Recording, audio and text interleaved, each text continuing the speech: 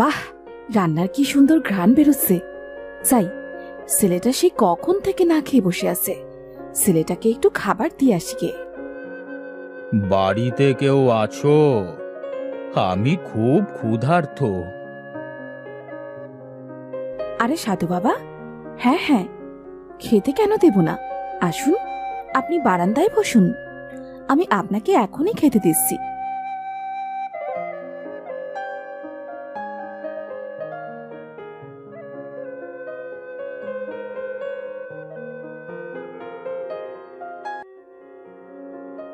বাহ, তোর হাতের রান্না তো অসাধারণ।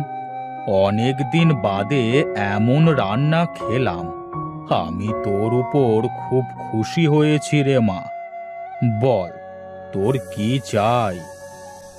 না সাধু বাবা, আমার কিছুই চাই না, শুধু দোয়া করবেন যাতে আমার ছেলেটাকে নিয়ে শান্তিতে দুবেলা দুমুঠো খেয়ে পড়ে বাঁচতে পারি। ঠিক আছে মা, তুই কোনো চিন্তা করিস না। যদি তোর কোনো বিপদ হয়, আমি সেদিন ঠিক আসব তোকে সাহায্য করতে। আমি এখন চলি।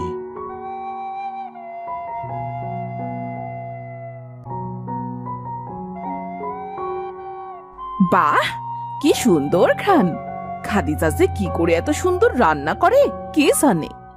আমি যদি এত সুন্দর রান্না করতে পারতাম তবে সে কি ভালো হতো।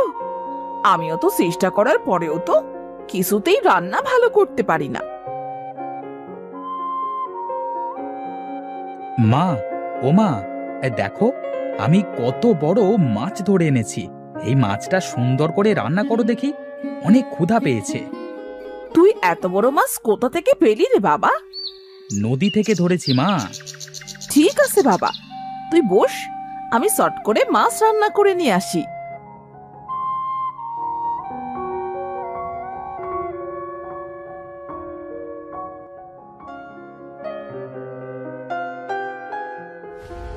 ধের, কি রান্না করেছো মা?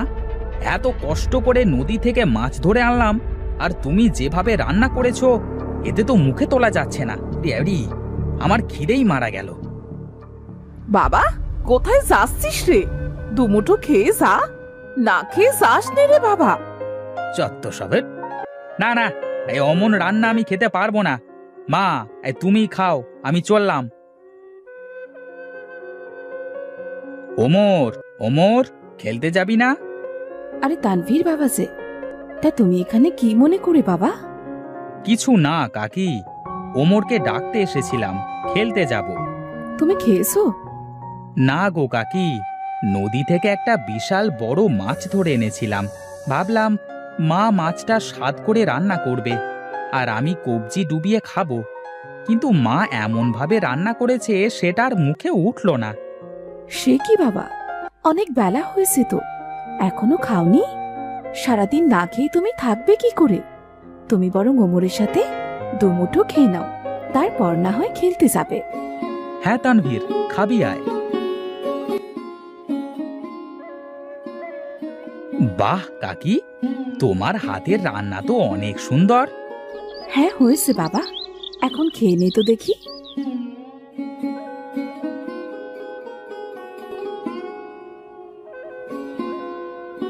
আর মাত্র একদিন বাকি, এর মধ্যে ভালো রাঁধুনি খুঁজে না পেলে আমার গর্দান যাবে।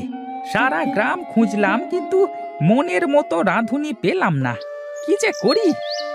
আহা হা হা, কি সুন্দর ঘ্রাণ! এত সুন্দর ঘ্রাণ কোথা থেকে আসছে দেখতে হচ্ছে তো ব্যাপারটা। বাড়ি থেকে আছেন? একটু বেরিয়ে আসেন। কি আপনি? কি চাই? আমি হলাম এই মোড়ল মশাইয়ের নায়েব। আমি অনেক বিপদে পড়ে তোমার কাছে এসেছি। আমার মনে হয় তুমি আমাকে এই বিপদ থেকে রক্ষা করতে পারবে। কি বিপদ আমাকে বলুন, দেখি আপনাকে কোনো সাহায্য করতে পারি কিনা। মোড়ল মশাইয়ের কঠিন অসুখ হয়েছে, কোনো কিছুতেই তার মুখে স্বাদ আসছে না। নিন নিন, শুরু করেন মোড়ল মশাই, খেয়ে বলুন তো নতুন রাঁধুনির রান্নার স্বাদ কেমন। ছি ছি ছি ছি ছি, ওয়াক, থু! এমন জঘন্য রান্না আমি আমার বাবার জন্মে কোনোদিন খাইনি। নায়েব, বেয়াদবির একটা সীমা থাকে। এই 3 দিন ধরে তুমি আমাকে এমন বেস্বাদ রান্না খাওয়ালে। 3 দিন সময় দিলাম আমি তোমাকে। এর মধ্যে যদি তুমি কোনো ভালো রাঁধুনি খুঁজে না আনতে পারো তবে তোমার গর্দান যাবে। নাও, এখন দূর হও আমার চোখের সামনে থেকে। আমি তোমার রান্নার ঘ্রাণ পেয়ে তোমার বাড়িতে এসেছি। আমার বিশ্বাস তোমার রান্না মোড়ল মশাইয়ের অনেক পছন্দ হবে। এখন তুমি পারো আমাকে বাঁচাতে। খাদিজা বুবু বলছে কি, তুমি তো মোড়ল মশাই বাড়িতে যাবে রান্না করতে, আমাকে সাথে নিয়ে চলো না। আমি তোমার কাছ থেকে রান্নাটাও শিখে নেব, আর সেই ফাঁকে তোমাকে রান্নার কাজে সাহায্যও করতে পারবো। আচ্ছা ঠিক আছে, তাহলে কাল তোমরা দুজনে মিলে জমিদার বাড়িতে আসো, কেমন? আমি এখন চলি। মনে রেখো, আমার প্রাণ কিন্তু তোমাদের হাতে।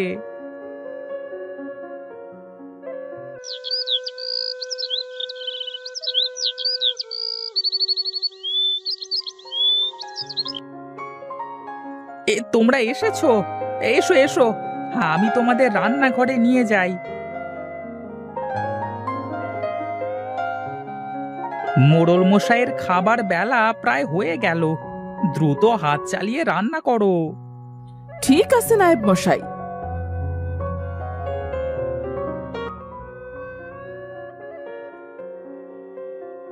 বাহ, কি অসাধারণ স্বাদ!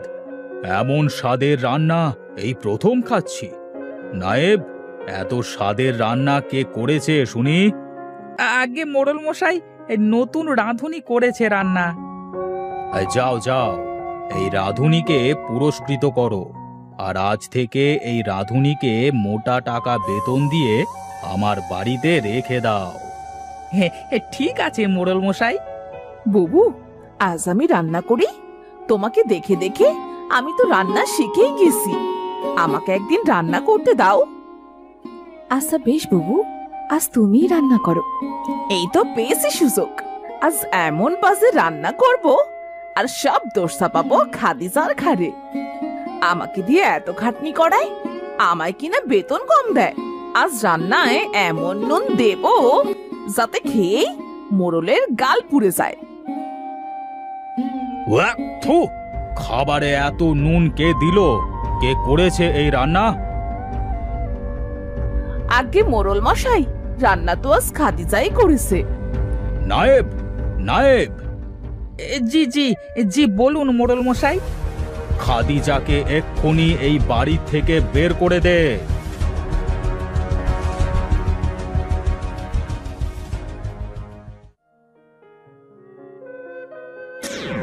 কি রে মা, তুই এখানে বসে এভাবে কাঁদছিস কেন? কি হয়েছে তোর? এই নে মা, তুই এই মশলাটা রাখ। তোর রান্না করা হয়ে গেলে রান্নায় মশলাটা 1 চামচ করে ব্যবহার করবি। দেখবি তোর রান্না কখনোই খারাপ হবে না। আপনাকে অনেক অনেক ধন্যবাদ সাধু বাবা।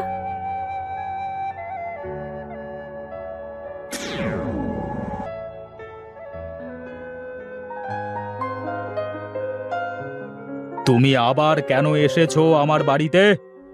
যদি কিছু মনে না করেন তাহলে আমার রান্নাটা একটু খেয়ে দেখুন। তাই তো, সেই কখন ধরে রান্নার গন্ধ পাচ্ছিলাম। ঘ্রাণ শুনে তো মনে হচ্ছে তোমার রান্না ভালোই হবে। নিয়ে আসো দেখি। বাহ, কি অপূর্ব স্বাদ! কিন্তু সকালবেলায় তোমার রান্না এত জঘন্য হলো কেন? আপনি এসব কি বলছেন মোড়ল মশাই? সকালে তো পারভিন রান্না করেছে। তাই তো বলি, রান্নার স্বাদ এত খারাপ হলো কেন? পারভিন, এই পারভিন, এদিকে আয়। আগে আগে মোড়ল মশাই। সকালবেলায় কে রান্না করেছিলে? কি হলো, চুপ করে আছিস কেন?